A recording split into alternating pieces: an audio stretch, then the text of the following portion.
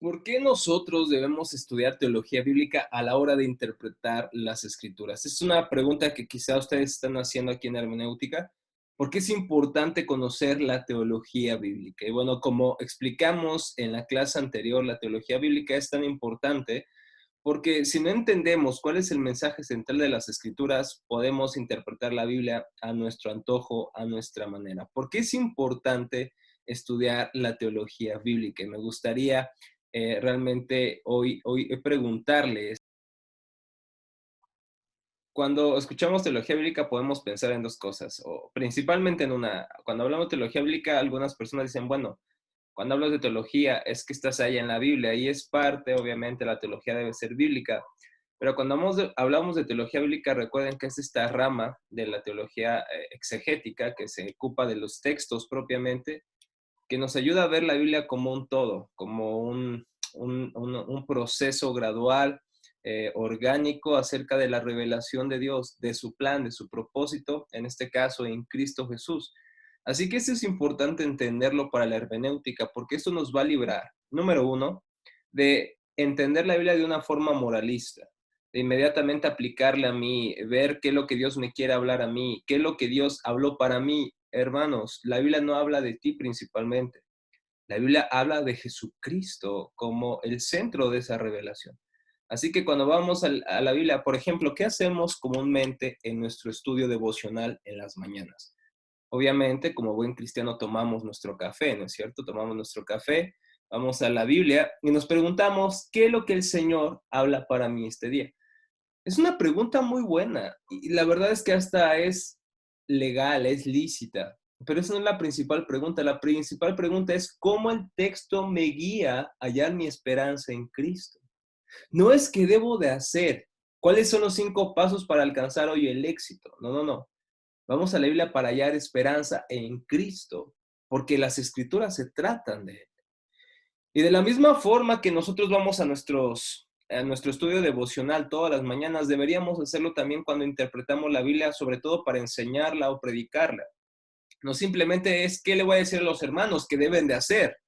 Deben de levantarse más temprano, deben dar dinero a los pobres, deben de hacer esto, aquello, cosas que pueden ser buenas, pero esa no es la meta de la Biblia. La meta de la Biblia es que pongas tu esperanza en Cristo y al poner tu esperanza en Cristo, Cristo te da las fuerzas para hacer cambios los que debas de hacer en tu vida, pero no es para hacerte una mejor persona el Evangelio.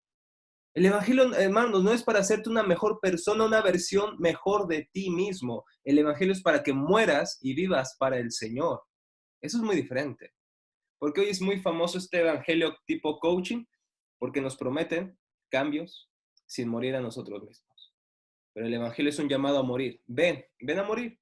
Ven a perder tu vida para ganarla en Cristo. Ven a perder tu gozo en el mundo para gozarte en el Señor. Ese es el llamado al evangelio. Por lo tanto, hermanos, fíjense qué crucial es entender que el centro de las escrituras no somos los hombres, no somos los seres humanos. El centro de las escrituras es el Señor. El centro de las escrituras es Cristo. Y vamos hoy a tratar de disipar algunas dudas de la teología bíblica. Si pueden ver esta manera, esta clase como la parte 2 de la clase pasada que hablamos de la tipología y de la teología bíblica, solamente de un esbozo de la teología bíblica. Así que creo que es un tema muy importante y por eso quisiera hoy profundizar en él para que si hay algunas dudas podamos nosotros disiparlas en esta clase. Así que espero que puedan ver mi pantalla y vamos a empezar con esta clase. Me encanta este autor que, por cierto, hermanos, lo voy a recomendar mucho. Se llama Graham Goldsworthy. Aquí lo tienen en pantalla. Él dice lo siguiente. La teología bíblica es parte de la premisa de que la Biblia, número uno, hermanos, es una unidad y que de hecho existe en ella un solo mensaje, en vez de una serie de temas sin relación entre sí. Fíjense qué importante lo que nos dice Gray. La teología bíblica parte de la siguiente premisa, que la Biblia es unidad, que no hay discontinuidad, no hay contradicción, no hay pleito interno en las escrituras. Más bien, esto es sorprendente, hermanos, y debería esto eh, cimentar nuestra esperanza en las escrituras como la suprema autoridad de nuestras vidas. ¿Por qué razón? Porque es de procedencia sobrenatural. ¿Cómo sé eso? A ver, díganme, hermanos, ¿cómo yo sé que la Biblia es de procedencia divina, de procedencia del Espíritu Santo? ¿Cómo lo sabemos, hermanos? Díganme, por favor. ¿Cómo tú sabes que la Biblia es la palabra de Dios? Díganme. Por la fe. Ok, por la fe, ¿tú crees, Chuy, que es la palabra de Dios? Ok, excelente. ¿Alguien más? ¿Por qué otra razón, además de la fe? ¿Cómo tú sabes que la Biblia que tú lees, estudias todos los días, es la palabra de Dios? ¿Cómo lo saben? ¿Cómo han llegado a esa conclusión? No, Johanna, Goldsworthy es un teólogo del último siglo. Es un excelente teólogo bíblico, sobre todo. Dice Manuel que la Biblia es la palabra de Dios porque tiene una gloria peculiar. La Biblia brilla. Ok, ¿brilla? ¿En qué sentido, Manuel? Ayúdame en eso, por favor. Especifica un poquito esa idea. Dice Elizabeth, y leyendo la propia Biblia, dice Eli que para ella las escrituras son la palabra de Dios porque la lee y supongo que pasa algo cuando la lee. Dice Sandra, la misma Biblia dice que es inspirada por Dios. ¿Por qué creo que la Biblia es inspirada por Dios? Porque la Biblia dice que es inspirada por Él, ¿ok? Sí, Chuy, adelante, hermano. Fíjate que curiosamente hoy me estaba haciendo esa pregunta, ¿no? Porque dije, bueno, ¿qué pasaría? Venía yo en el coche y venía, ¿qué pasaría si hoy tuviera que platicar con un filósofo y tuviéramos que discutir respecto precisamente a la Biblia? Y, y él escogiera platicar del materialismo histórico y yo defender mi punto desde la óptica bíblica, ¿no? Oye, te enfrentarías con Diego Rosarín. Algo así, ¿no? Entonces, digo, a ver, ¿qué pasaría si yo tuviera que decir, ok, mi punto, ahora sí que mi mecánica de pensamiento viene de lo que yo he aprendido de la Biblia. Y yo tendría que pensar que hablar de la Biblia como que todo lo que estoy diciendo acerca de la Biblia es verdad. Así Pero es. ¿cómo yo puedo demostrar que la Biblia es verdad, ¿no? O sea, yo lo creo y tiene una congruencia, pero mucha de esa congruencia parte de mi fe. O Sí. sea, no puedo yo imponerla a ninguna otra persona, porque si no está precisamente esa persona, no tiene el Espíritu Santo, no puede entender las verdades que gracias a Dios yo entiendo y que ustedes entienden. Pero esta clase, tal vez para una persona que no es cristiana, algunos puntos quedarían como, o sea, y me refiero no a esta clase, sino digamos todo el curso de hermenéutica bíblica y muchas veces el lenguaje y las expresiones que utilizamos dirían, no me cuadra, o sea, quedarían como cabos sueltos, ¿no? Exacto. Porque mucho está basado en nuestra fe y en la inspiración del Espíritu Santo. Y, Exacto. y quería preguntarte eso también, ¿qué opinas tú, no? No, yo le estoy preguntando a ustedes, Chu. No, pero eso es lo que tú llamas, es lo que Juan Calvino denominó el testimonio directo del Espíritu Santo. El testimonio que Él da a nuestros corazones de que las Escrituras es la palabra de Dios. Y de hecho, eso es lo que tú dices, lo que dice la institución de la religión cristiana. Está por acá atrás. ¿Cómo sabemos que la Biblia es la palabra de Dios? Por la fe. Porque el Espíritu Santo nos ha hecho nacer de nuevo. Y esto es cierto, ¿no? Incluso dice Pablo, porque las cosas del Espíritu para los incrédulos, para los no creyentes, es una locura. Y me pasó, ¿sabes? Subí un reel, no, un short en YouTube y hablé algo así hablé algo del cristianismo y bueno, en los shorts llegan a diferentes personas, no solamente a cristianos. Entonces muchas personas me dicen, ¿qué dices? ¿Qué rayos? O sea, obviamente algunos como insultando, pero también otros verdaderamente desconociendo lo que digo. Y es que es verdad, Chuy. Para la gente de afuera esto es algo increíble, algo que dices, ¿cómo? A ver, explícame, porque ni siquiera te entiendo, ¿no? Porque usamos también palabras muy domingueras, muy cristianas, ¿no? ¿No es cierto? Pero justamente esto, ¿cómo sabemos que la Biblia es la palabra de Dios? Por el testimonio directo del Espíritu Santo, porque nuestros corazones se convencen por el Espíritu Santo. No fuera de otra forma tan efectiva como esa, pues no deseamos a Dios y rechazamos su palabra, a menos que el Señor nos haga nacer de nuevo. Esa es una respuesta. Y hay otra respuesta, hay diferentes respuestas, hermanos, pero algunos dicen que esta respuesta es subjetiva, ¿no? Porque dicen, bueno, para ti es por la fe y está bien, es para ti, te funciona. Para algunos es un testimonio secundario y subjetivo, pero para ser objetivos podríamos decir, número uno, que la Biblia testifica que es la palabra de Dios. Como dice Sandra, la misma Biblia dice que es inspirada por el Espíritu Santo. Primera de Pedro 2, segunda de Timoteo 3, 16, 17, y otros pasajes que nos hablan acerca del origen de la palabra de Dios, que proviene del Espíritu Santo. Número uno, eso.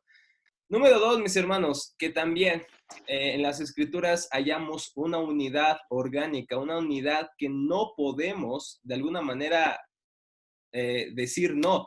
Perdón, ¿alguien habría abierto su micrófono? Hermana Elvia, me parece que quería participar. No, hermanito, perdón, se activó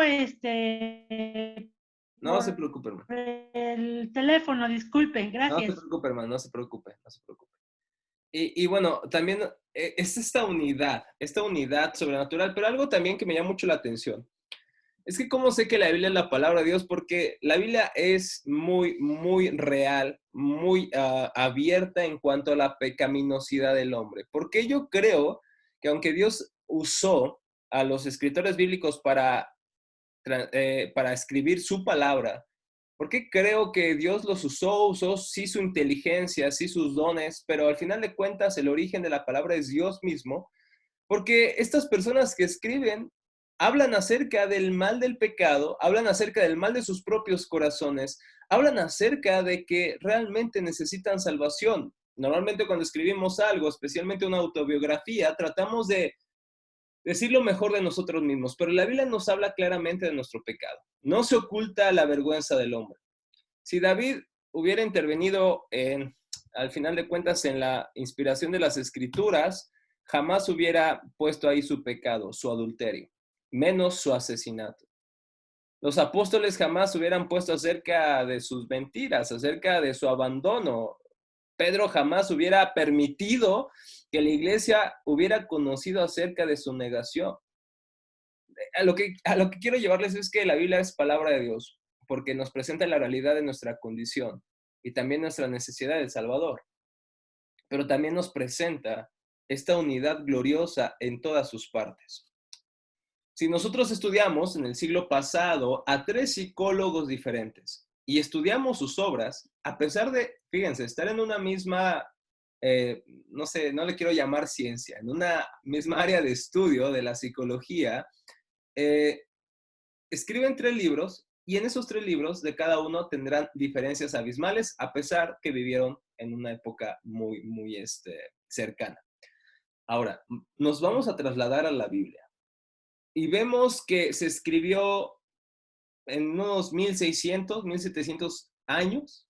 Sin embargo, aunque los autores nunca se conocieron, aunque nunca tuvieron contacto muchos de ellos, tenían diferentes clases sociales, diferente educación, algunos eran reyes, otros eran pastores, otros eran profetas, otros sacerdotes, otros pescadores, cobradores de impuestos. Sin embargo, ninguno de ellos, a pesar de esas diferencias de clase social, de educación, de que nunca se conocieron, a pesar de todo eso, hermanos, la Biblia tiene una unidad sobrenatural. A lo mejor, Chuy, ahí puede entrar la discusión con una persona que es atea, agnóstica. Demuéstrame que la Biblia no es la palabra de Dios. Porque siempre nos dicen, demuéstrame que la Biblia es la palabra de Dios. Demuéstrame que no lo es. Porque tú tienes más en contra de lo que yo. Porque incluso si estudiáramos la Biblia con unos lentes ateos, yo sé que no lo vamos a creer por la fe, pero por lo menos sí nos preguntaríamos, bueno, ¿por qué no se contradice? Si fue escrita por diferentes personas en diferentes tiempos, ¿y qué te van a decir? Ah, es que hubo un momento en que las personas de la iglesia se juntaron y escribieron la Biblia y la tergiversaron y pusieron esto y demás. Y dime, ¿en qué momento pasó eso? No, pudo pasar. No. Dime en qué momento histórico, dime qué documento lo dice, dime en qué concilio se reunieron para tergiversar la Biblia, porque déjame decirte que los cristianos tenemos el mismo contenido del Antiguo Testamento que los judíos. Entonces los judíos también tuvieron que tener ese concilio secreto para cambiar la Biblia. Hay una unidad preciosa en la Biblia que nos da un solo mensaje en vez de una serie de temas sin relación entre sí. Y fíjense, todo parte desde Génesis. Génesis capítulo 3, versículo 15. ¿Alguien de memoria se lo sabe? ¿Qué dice Génesis 3:15? Que la simiente de la serpiente, ¿qué, Chuy? No, te iba a decir que no me lo sé exactamente, lo puedo parafrasear, Sí, pero sí, adelante, adelante. que dice, pero será, habrá enemistad entre tú y la simiente, y Así. ella te herirá en el calcañar, y la simiente lo herirá en la cabeza y ella en el calcañar. Exactamente. Eso es lo que le conocen como el protoevangelio. ¿Por qué el protoevangelio? Porque son las primeras semillas del evangelio. Fíjense, Génesis 3:15, Apocalipsis capítulo 22, versículo 21, habla de esa descendencia, la descendencia de Eva, que iba a aplastar la cabeza de la serpiente. Hermanos, con esto quiero, y le pido mucho al Señor esto, que nos ayude a entender la Biblia como un todo, no como partes aisladas. La Biblia es una revelación del mensaje y del plan salvador de Dios. No es una colección de escritos de eruditos antiguos y clásicos. Más bien es la obra magna, el, el, la, sí, la obra magnífica, maravillosa del Dios infinito y todopoderoso para mostrarnos su salvación. Fíjate lo que dice Pablo en 2 de Timoteo, capítulo, acompáñenme por favor ahí, vamos a 2 de Timoteo, voy a leer la Biblia textual para que el buen Manuel no se sienta excluido, que él nada más la lee. 2 de Timoteo 3:14, vamos para allá.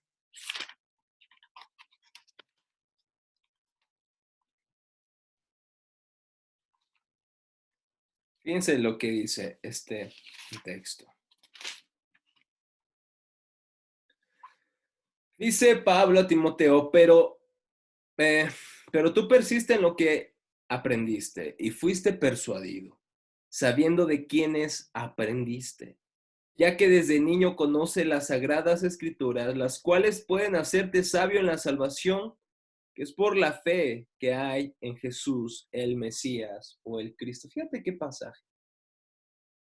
Y tú desde la niñez has sabido las sagradas escrituras, las cuales pueden hacerte sabio para la salvación que es en Cristo Jesús. ¿A qué escritura se refería, hermano? ¿Se refería a los evangelios? ¿Se refería a las cartas de Pablo? ¿A qué se refería? Al Pentateuco, otra vez, ¿no? La ley. A la ley, sí, y en este caso, Chuy, A los ya estaban profetas. también los profetas, exactamente, ya al Antiguo Testamento, exactamente, al Tanaj, al Antiguo Testamento, que estaba, recuerden, se dividía normalmente en Moisés, en los profetas y en los escritos. Esta división de los judíos, si no la conocen, si quieren conocer más de la composición de la Biblia judía, vayan a la playlist de Teología para la Vida en YouTube. Póngale canon bíblico, composición del Antiguo Testamento, para que puedan ver la formación del Tanaj o en el tiempo. Pero fíjense qué interesante. Pablo le dice que desde la niñez has sabido las sagradas escrituras, las cuales te pueden hacer sabio para la salvación en Cristo. Está hablando del Antiguo Testamento y dice esto, el Antiguo Testamento te lleva a Cristo. La pregunta es, ¿cómo, Pablo?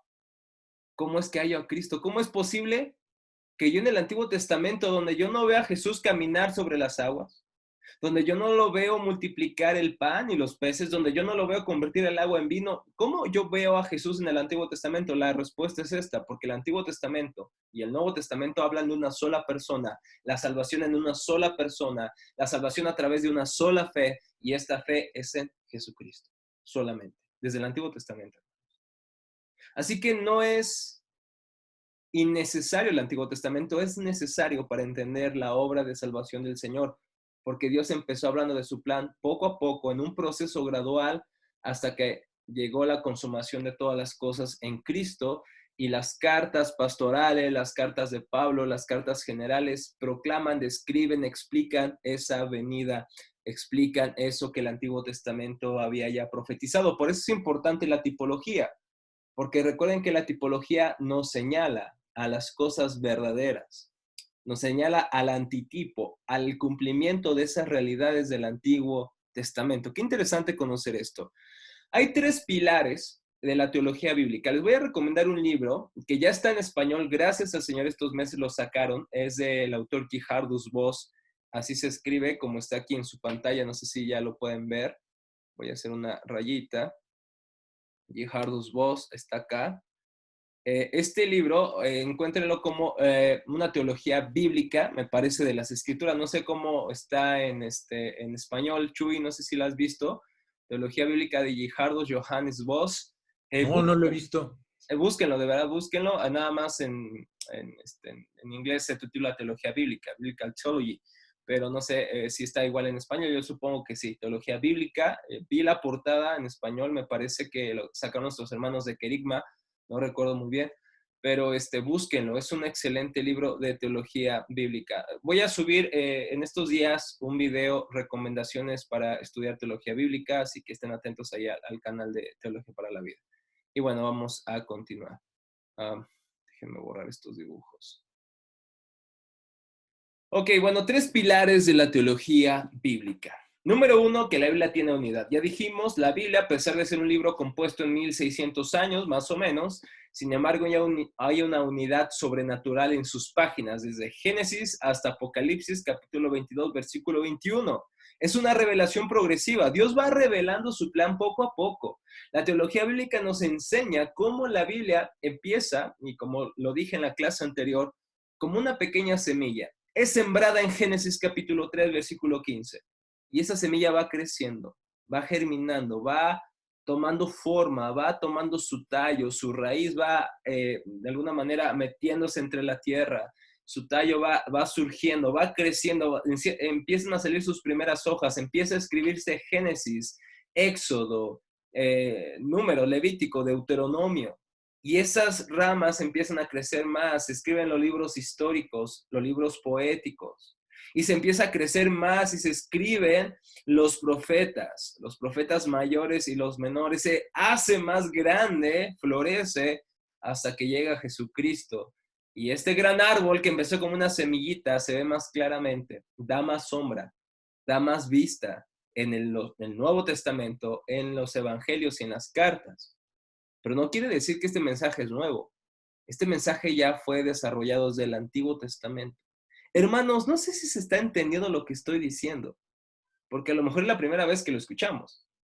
Porque desde el púlpito no nos dice a veces cómo este pasaje nos muestra a Cristo, nada más nos dicen, sé como David, mata a tus gigantes, vence a tus gigantes, pero no se nos dice cómo el texto nos muestra a Cristo. Y esto, hermanos, de verdad es una preocupación de mi corazón porque vivimos en un continente donde el dispensacionalismo ha arrasado en las iglesias. Y la verdad es que yo tengo hermanos que son dispensacionalistas y los amo en el Señor, pero creo que esta teología nos hace bastante daño, ya que no ve esta unidad como la vemos nosotros en la Biblia, donde Jesucristo es el plan y su salvación por la fe es el plan desde el inicio. Hay algunos que argumentan que la salvación sí ha sido por la fe, algunos de nuestros hermanos dispensacionalistas, pero algunos no. Algunos dicen que sí, las personas se salvaron por las obras de la ley, pero sin embargo, las obras de la ley y los sacrificios nos muestran nuevamente a Cristo. Porque Dios le da la ley al pueblo para su bien, pero sabe Dios que no pueden cumplir esta ley. ¿Y qué les da también? Les da sacrificios, porque sabe que van a fallar.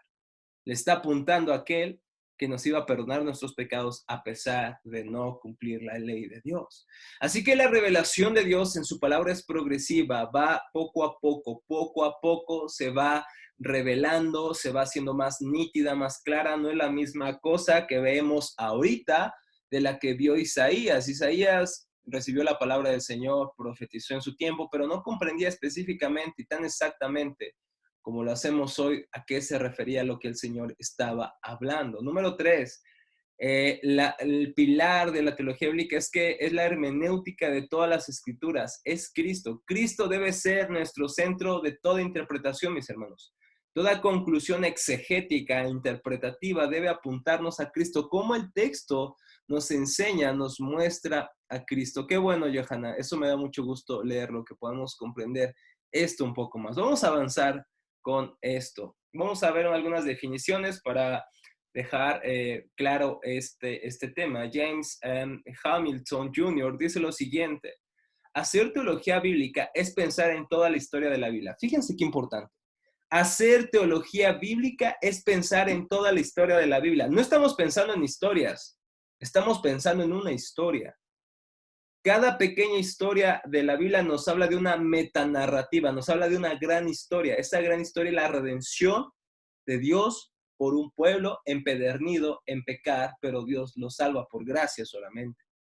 Dice Hamilton, queremos comprender el desarrollo orgánico de la enseñanza de la Biblia para que estemos interpretando partes particulares de la historia a la luz del todo. Fíjense qué importante lo que dice Hamilton.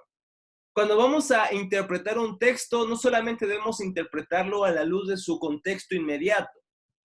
¿A qué me refiero con esto? A los versículos antes y después, sino que también debemos interpretarlo a la luz del contexto más general, del mensaje de todas las escrituras. Haciéndole pregunta al texto, ¿cómo tú, señor texto, me hablas acerca de ese gran tema en Cristo? ¿Cómo tú me muestras a Cristo? ¿Cómo tú me muestras mi necesidad de Cristo? ¿Cómo tú me muestras que Cristo es el centro de la revelación de Dios? Esas preguntas hay que hacerlas al texto, hermanos. No solamente comprender el contexto inmediato, sino también comprender cómo ese versículo encaja con la historia de la redención. Cómo este pasaje de alguna manera contribuye para ayudarnos a ver más claramente el mensaje de la salvación. Son preguntas importantes que siempre hay que hacerles al texto. Esto es muy importante que lo entendamos, mi hermano. Si no se entiende, por favor, díganme, pongo otro ejemplo, hago lo necesario para que se quede en nuestras mentes.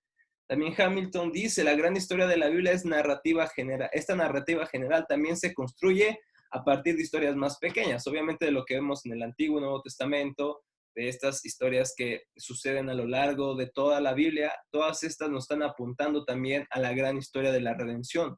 Al mismo tiempo, las historias, dice Hamilton, contadas en el Antiguo Testamento, trabajan juntas para establecer un misterio resuelto en Cristo, es decir, para señalar a Cristo. Dice Daniel Caballero, es el estudio del desarrollo orgánico, gradual, histórico de la autorrevelación de Dios registrada en las Escrituras. Creo que esto ya ha quedado claro. Y bueno, vamos a avanzar un poquito hacia adelante. Y bueno, esto lo podemos ver en distintos pasajes. Fíjense, acompáñenme nuevamente a Lucas capítulo, ahí le puse 14, vamos a leer no desde el 14, sino desde el 25. Si me puedes ayudar, Bari, por favor, me ayudas con Lucas 24, versículos 25 al 27, por favor, hermano. Y el hermana Elizabeth, si me puedes ayudar con Lucas 24, 44 y 45, por favor.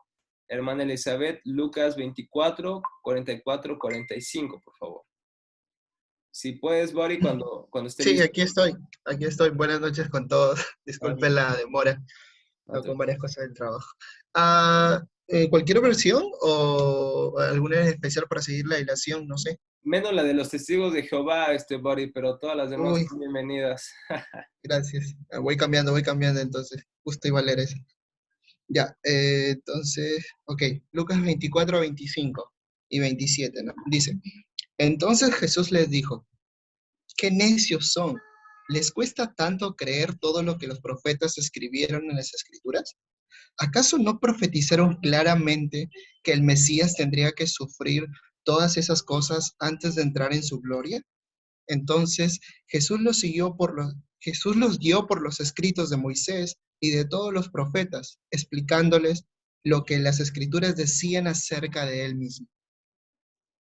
Excelente, fíjate. ¿Qué clase de teología bíblica nos acaba de decir Jesús? Jesús llega con estos discípulos, están tristes, están desconsolados porque han muerto aquel que va a ser el Salvador. Decían, bueno, no derrotó al Imperio Romano. ¿Qué pasó? Y Jesucristo dice, insensatos, están mal. O sea, no pueden ver que las Escrituras, los profetas, Moisés y todas las Escrituras hablan de mí. Eso es teología bíblica, hermanos. Ver la unidad de las Escrituras que proclaman un solo mensaje, un solo Salvador, y es Cristo Jesús. Qué interesante es este texto, qué tan iluminador es para nosotros.